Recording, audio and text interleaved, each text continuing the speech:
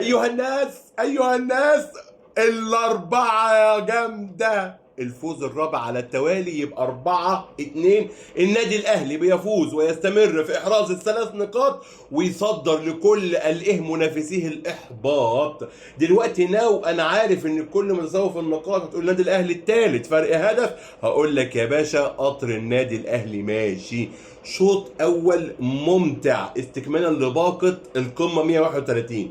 شوط تاني دفاعات تقلق، ولكن انا بقول لكم الارهاق العمل البدني ربنا يسامحك يا اللي في بالي.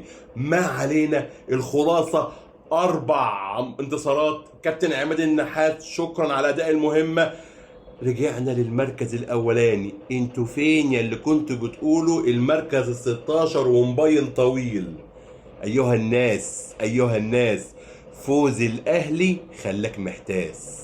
خلص الكلام، سلام.